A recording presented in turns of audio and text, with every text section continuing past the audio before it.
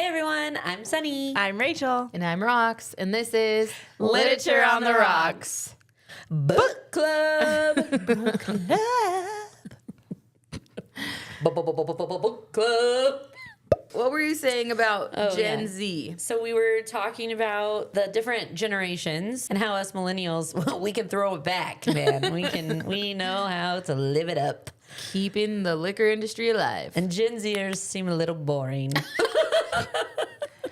There's no health and wellness and shit. It's so weird. But not only that, but they're super indignant. You know what? Go ahead. Okay. So They're very cause conscious. Yes. We were talking yes. a little bit of crap. I'm not gonna lie. I'll say it like it is. We were talking a little bit of crap about some Gen Zers. I feel like growing up in corporate America, basically, right? You start a job, you work up. Yeah. When we first entered the workforce, there was so much crap talked about millennials. Oh, for sure. Oh, hell yeah. Right? Like that we and were how- lazy. Yes.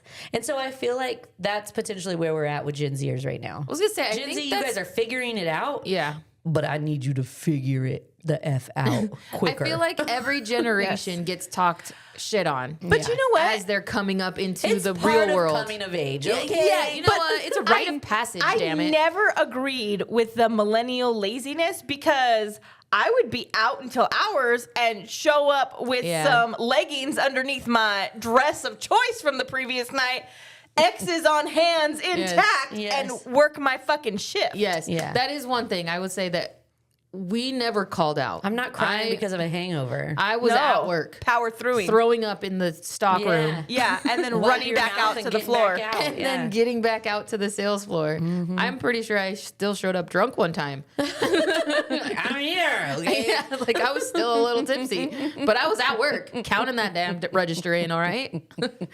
Accurately. Accurately. Yes, and still counting back change without the register. And I don't think that is a thing. Like, I don't know. There's definitely, obviously, this is a blanket statement. Not all Gen Zers are this way. Because I have met some very hardworking Gen Zers. There's definitely this push for work-life balance, way more than there has ever been. And honestly, I'm for it. yeah, I'm for that cause. I am too, but I'm also. I think you work towards. Yes, You that's get the that. part. Yes, like I think that's where the millennial distinction is different, right? Because we all have this mentality of like, we have to prove ourselves, or I don't know if prove ourselves is the right word, but like, yeah, no, I think you're work right. for the benefit, right? We have to get to a place where You we have to deserve earn it. it. Yeah, there we go, Yes. earn it. I think now the thought is, well, no, this just is deserve just it. how life should be. Everyone gets a trophy. Everybody should have that. work-life balance, right? I have And a problem agree. with that.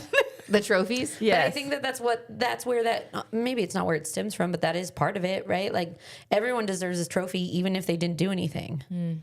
And no, you don't. You haven't earned the right to Have a trophy. Yeah, to have. If a you trophy. lost, you lost. Yes. Like, it is what it is. Like, unfortunately, you win some and you lose some. Yeah. But Hopefully I think that next time builds you win, resilience, Yes. and it builds things to not always get a trophy. Yeah. So I hope all the Gen Zers do get that work-life balance, but Absolutely. you got to put in the work for it. Right. It has to it's be a perk, earned. right? It's a perk Yeah. to have Yeah. the ability to have flexibility and to be able to do those kinds of things. You don't just walk in. And maybe now there are some companies who give you those perks right out the gate. Right. And that's also part of the trophies that they're used to, because they're like, well, no, I'll just find a company who does it. Yeah, maybe. Yeah, and But there are. a lot of companies also will just let you have it after some time. Yeah. If you've shown that you are a hardworking individual. Well, and I think all those hours that you put in, because if you want to grow and be in leadership, you need the hours. It's like learning a Experience, task and yes. a skill. You need hours in it Yeah. to learn the skill. You can't just wake up and be like, I wish my life was balanced and I could play guitar now. And then you pick up a guitar and can play it. That's not how it fucking works. Yeah. It'd be awesome. It would be You awesome. could play it. You just might not play it well. Good point. Good That's point. true. But if you want to pick it up and play it well, you need to put in the work for it. Yes. And I feel like that's what any sort of job is. That's why you started entry level. Which Every- I've heard a lot of younger kids are doing nowadays. They're just starting you know companies, which is cool. And I have heard that actually the opposite now. A lot of people came in and started their own companies. They didn't want to work. They want to work for themselves. They want to put in their own hours. But they're missing, one, the stability of an already established job, right? Not knowing where your next paycheck is coming from. they're missing the benefits, insurance, 401ks, things like that. And it's like, okay, this was a great moment in my life because I was able to work for myself, but there's a lot on the other end of this that I don't have any experience with and I don't know. So they're like they swung this pendulum really far and now they're like, oh, I think I'm going to come back into the workforce. Yeah. Now being in the workforce for a millennia. Sometime. No. A millennia. A few years. But we know what the structure somewhat of a successful company looks like or the benefits that we would like. So starting a company looks way different. It does look way different because you're not just on hopes and dreams. There are succinct goals and things that you know that we want.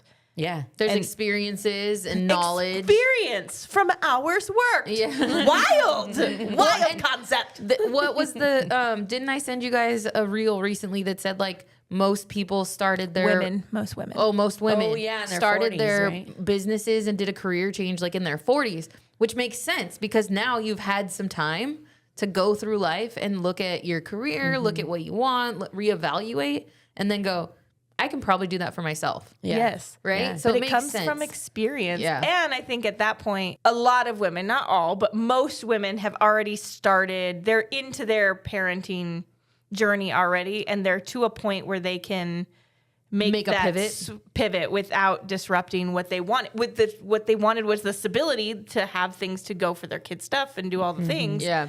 And now they can do it for themselves because it takes a lot more work to run your own business than it does to work for somebody else. Yeah. You're putting in way more hours for sure, except you're putting in the hours at your kid's soccer game and you're putting in the hours Yes. at their play and watching them swim while you're answering emails. Right. That's the difference, right? Like I don't mind working 24 hours a day as long as I can do it while I'm doing all the other things. Yes. Right? I think that's the distinction or at least the difference for me. Like it's not that I don't want to work or work a lot. It's just that I want to be able to do it on my own time. Yes. Right. Right? Whereas working I don't want now, to work 24 hours a day. I would like some time off. oh but sure, yeah, but yeah. if it's for my own business, I'll probably work more. So last week we did Home is Where the Bodies Are, the summary by Jeneva Rose. But during our discussion last week, we talked about how Nicole was drinking even though she was quote unquote sober. Yes. And so Rox had made a comment about being California sober. So I took the liberty of looking up different types of sober. I did ask my mom, like, is there any type of, like, do you know of anything where if you're sober, you can also drink alcohol? She's like, no, you're not sober then. And I was like, well, like California sober. And she's like, oh, like she knew exactly what I was talking about. And then she's like, I still don't think so. Yeah, these are like joke sobers. Okay, yeah. State-based ones, there's California sober, which is you don't do anything but weed. Texas sober is like you only drink beer. Oh, interesting. I was thinking tea. Tea, that's London sober. No, I was thinking like sweet tea. Oh, okay. Oh, that makes a little bit of sense. It sure do. Florida sober might imply chaotic or inconsistent sobriety. Vacation sober, sober at home, absolutely not on trips. There's brunch sober, where I only day drink socially. Wine mom sober, no hard liquor, but wine doesn't count. Oh. Disney sober, only Oh, yeah. drinking at Disneyland Resort or Walt Disney World Resort because vacation calories don't count. It's kind of like vacation, It but is. Disney themed. The Got more you it. talk, the more I think I'm an alcoholic because I'm all of these things, which just means I drink. I just drink. Sunny's having a I'm moment. like, no, I'm Disney sober. Oh yeah, no, I'm vacation sober. Damn, I drink everywhere. Book club sober Oh, because yeah. technically you're there for the discussion, but mostly there for the wine. But those were some fun little not was sober fun. sobers. I like it. I like it. They were a good time. Oh, and then it gave a quiz, but the quiz is stupid. You're gonna guess them right away. Okay. I love an easy quiz. Okay, I'll say just two of them. Okay. So I'm gonna give you a sentence describing someone, and then you have to tell me what type of fake sober they are. Oh, okay. She says she's sober, but every Disney trip somehow ends with a $19 margarita in a souvenir cup. Disney sober. You guys are winners! Hell yeah. Where's my trophy? Nobody gets a trophy! She says she's sober now, but she still takes edibles nightly and owns 6 crystal pipes for decor. California sober? Yeah. I was all crystal pipes. Not crystal meth. Took a turn. Oh my gosh. I don't know what meth puts you in sobriety. I'm meth sober. All Let's right, get into hidden this talent. book club. Okay. Tell us what we rated. Home is where the bodies are. So last week we read Home is Where the Bodies Are by Jeneva Rose. And Rocks was hard for it at a 3. Maybe. She was stiff-bodied, if you will. And Sunny and I were 2s. Real hard for it. But Nipples and all. But as the weeks have progressed, we'll see what this book turns into by the end of the And book if club. Rocks will change her mind. Let's see. I'm waiting on bated breath. Story of my life of indecisions.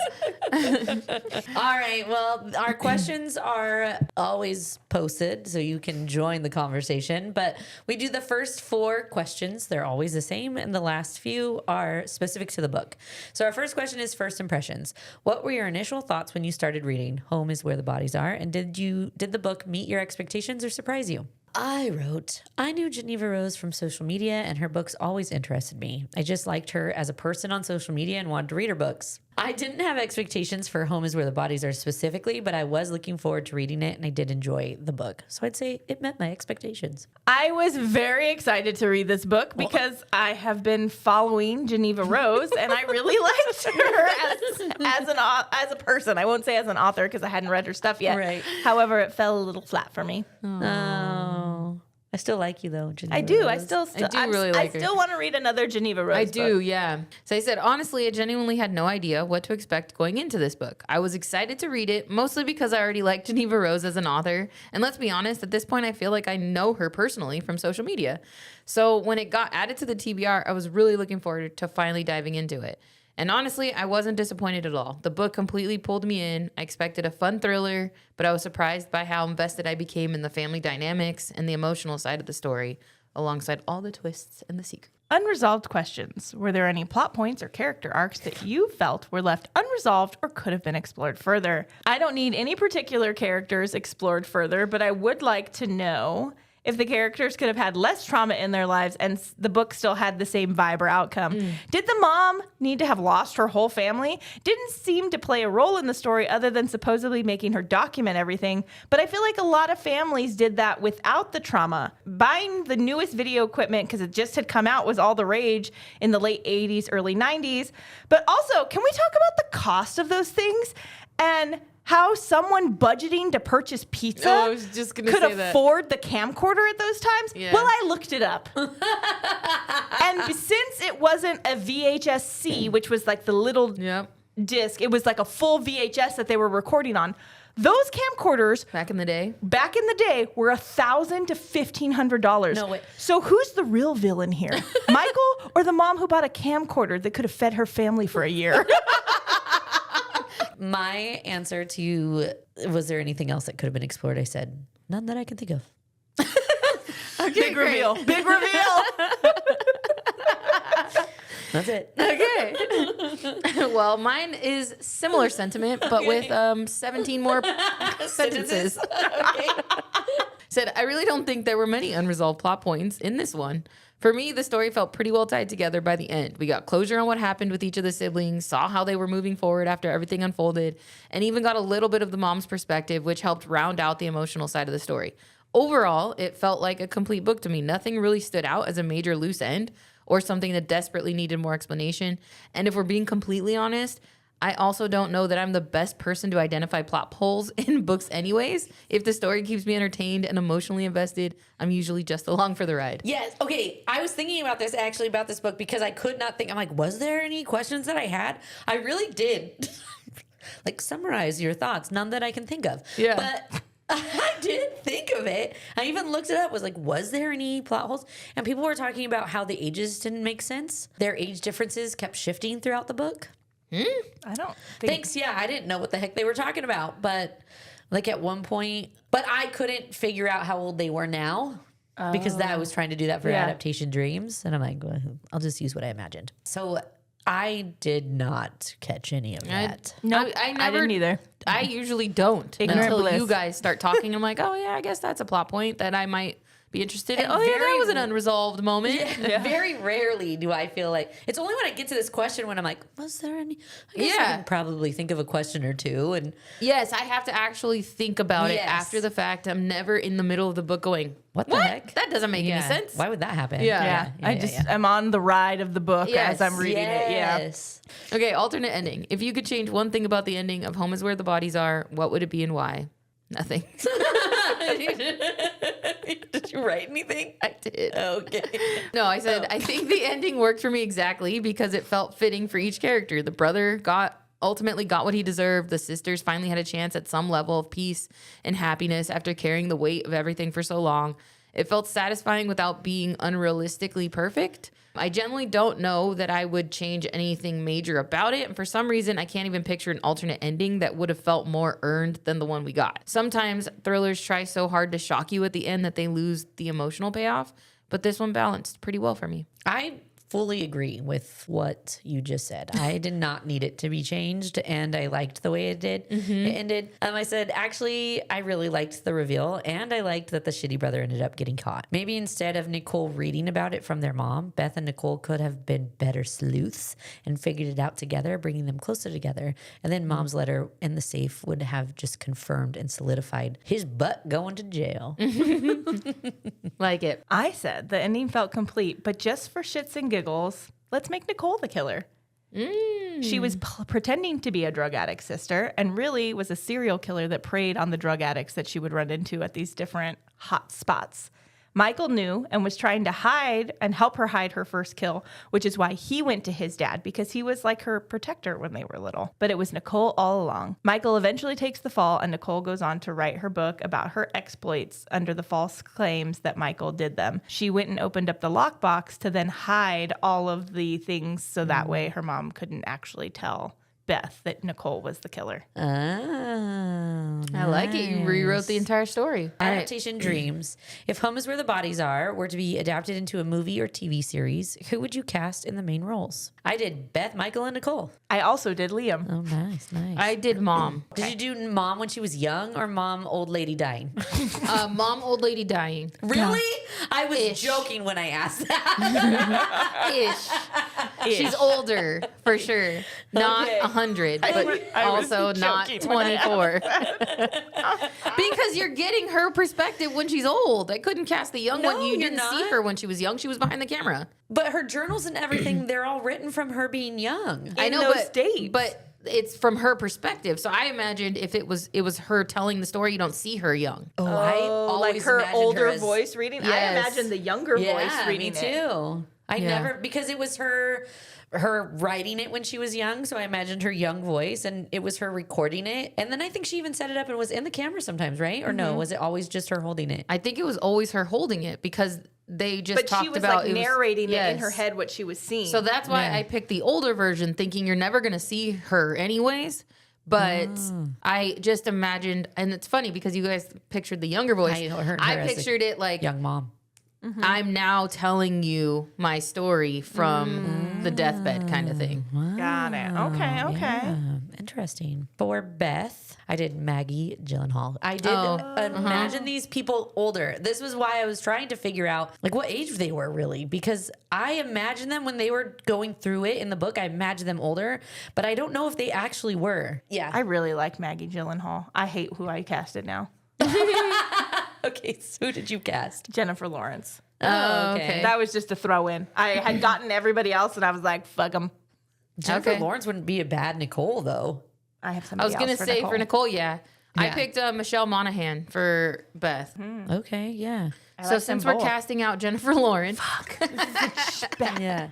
I don't You know who always- to pick. I'm going to pick Maggie Gyllenhaal. Okay. For Michael, I picked Jake Gyllenhaal. I think they could play siblings. Maybe. They really don't look anything alike.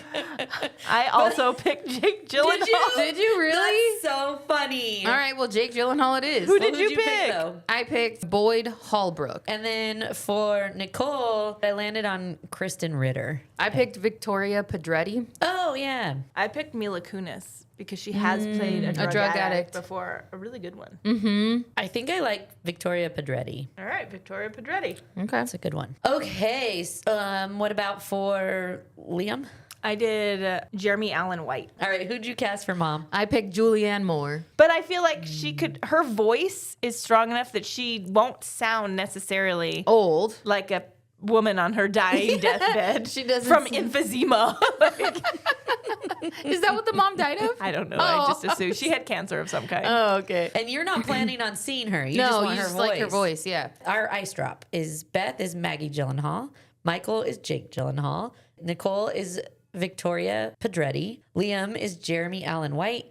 And Laura, or mom, is Julianne Moore. Yeah. Like it. Ride or die. If your spouse or partner came to you and said they needed help getting rid of a body, no questions asked, what would you do? And is there a line between loyalty and morality for you? And I just wrote, I'm helping. I will require more information afterwards. Additionally, now that I'm involved, you got to buckle up, buddy, because you're going to need to listen to all my directions. This is my show now. Yeah. If I'm getting implicated, we're doing this the right way. We're doing it my way. Yes.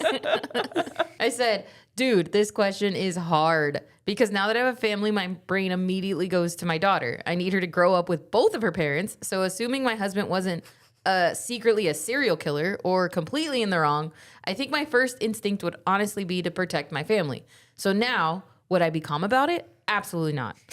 There would be panic, there would be questions, and there would probably be at least one full emotional breakdown and me aggressively asking how we even got here in the first place. But I also know myself and well enough to know that loyalty would kick in pretty quickly. So I do think there's a line between loyalty and morality, and that line probably depends on why the situation happened. Was it self-defense? Was someone protecting someone they loved? Context matters. I don't think I could blindly help with no questions asked, but I also know I'd be trying to figure out the safest and least destructive way to handle it for the sake of the family. So honestly, by the end of it, my husband would probably decide it was easier not to tell me at all because he'd have to manage body situation and calming me down at the same time. Forget it. He's not coming to me. Oh, I think I'm a blend of you guys. This is really hard. I know we answered something similar about each other, but the no questions asked part would be really hard for me to swallow. I'm a notorious why asker. I have been since I was little, and yes, I fully expect my son to be one as well. Not knowing why we are doing this or who we are doing it to help would really bother me. If my husband needed help, I think I would absolutely help. But if he insinuated that it wasn't him who killed this person, I would feel like I'm risking my life for someone I don't even know. And that's where I hesitate. Add on top of it that it's a child. Absolutely not. I need you to tell me right now what the F happened here, and at the very least, who I'm helping you protect by doing this. You're asking me to be an accomplice to a murder of a child for someone I'm not sure who they are.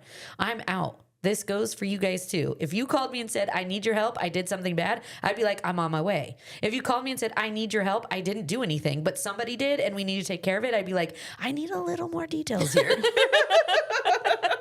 I'm getting in the car, but I may not drive past you. Even if the details were, I don't want to tell you too much, just in case, but we are protecting someone that you love, then I'd be more likely to help. I just need a little something more than grab her legs, we're burying her by the river. Grab her legs and throw her in the water.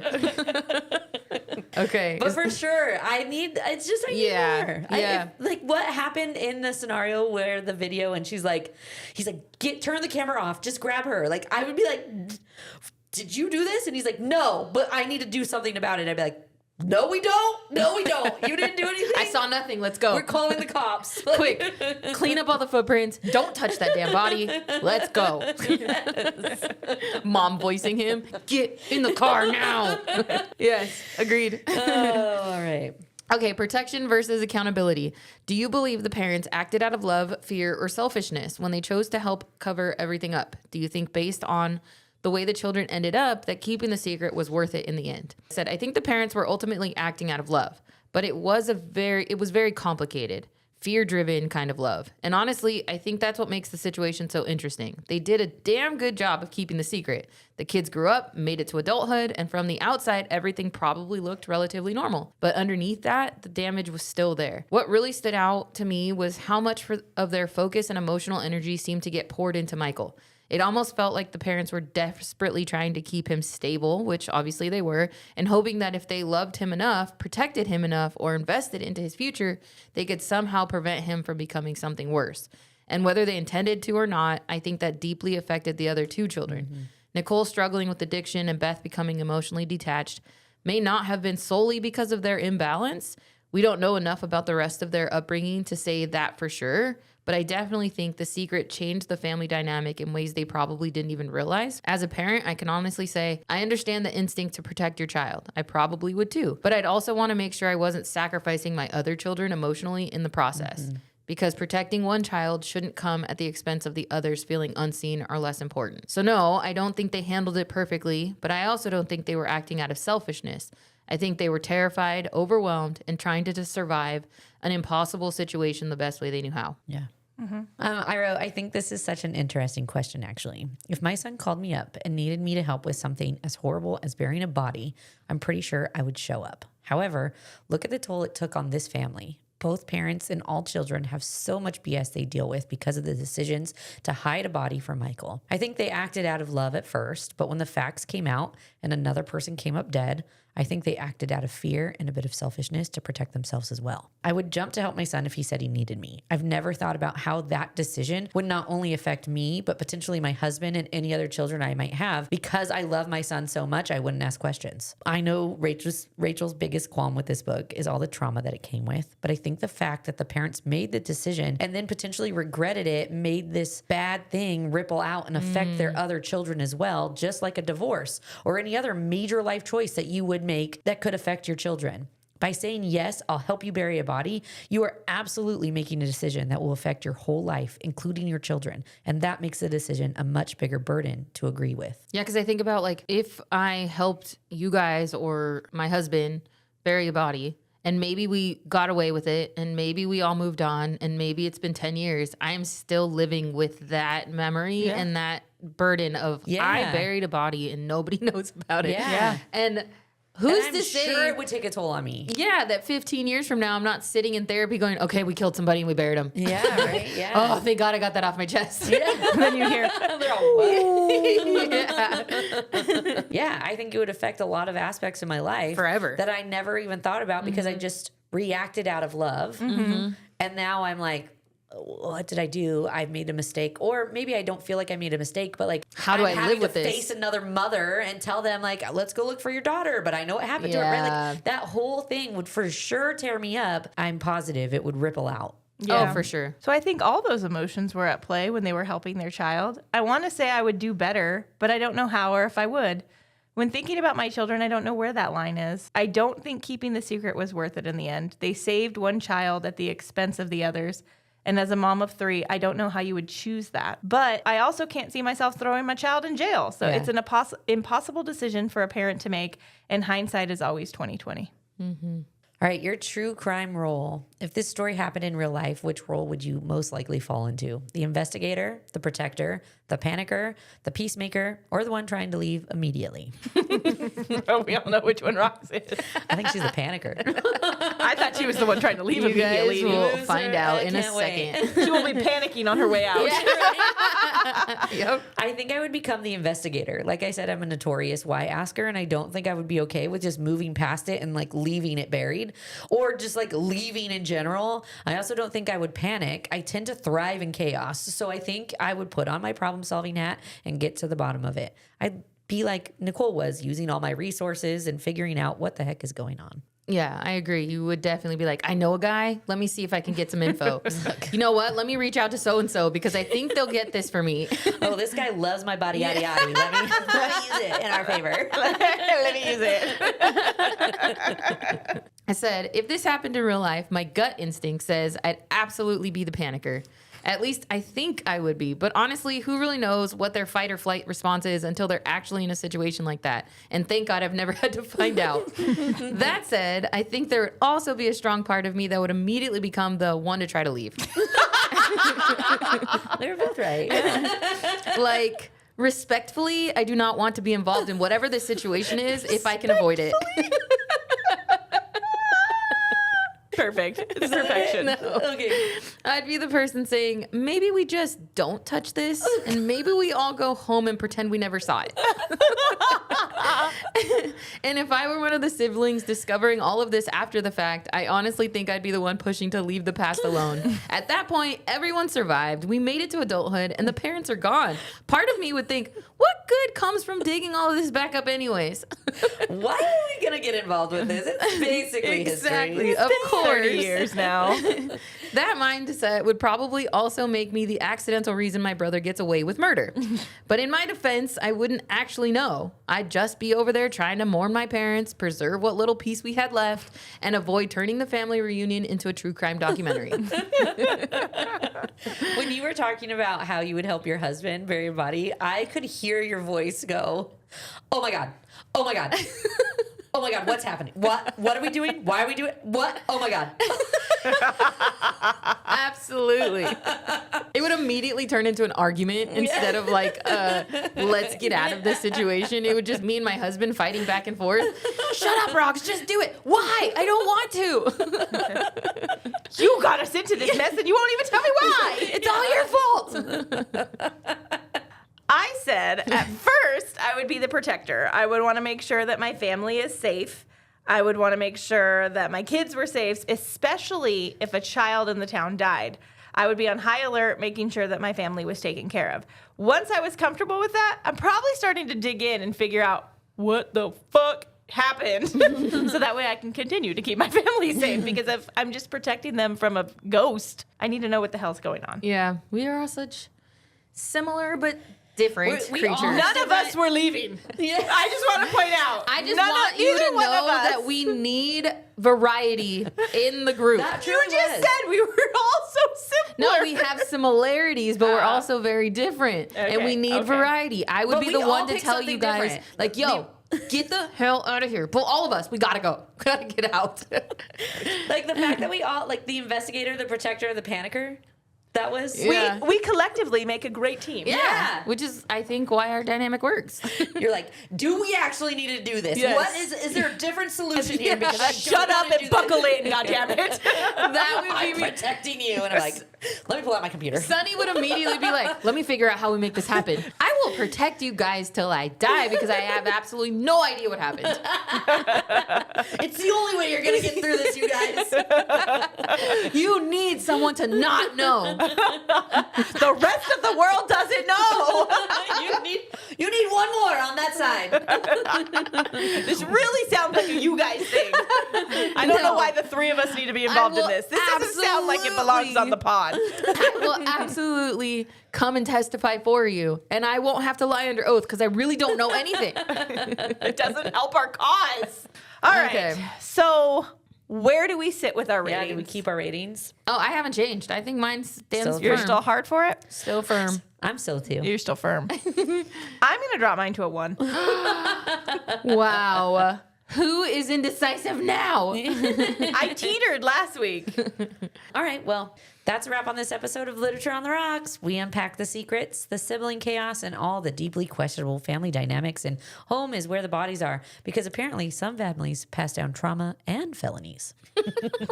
Next week, we're trading buried secrets for immortality as we dive into The Invisible Life of Addie LaRue by V.E. Schwab. Make sure you're subscribed because we're here for you every Wednesday. And if this episode made you question your family secrets, your childhood memories, or whether you've helped bury the evidence for someone you love, go ahead and rate and review the podcast. It helps other readers find stories that remind us family loyalty can get a little dangerous. This book really said, what if generational trauma came with a murder mystery? Honestly, we were seated for it. Follow @Lit on the Rocks Pod on Instagram and TikTok, and visit literatureontherocks.com. All right, well, until next time, may your family stories stay harmless and your skeletons stay metaphorical. Cheers. Toodaloo! Bye.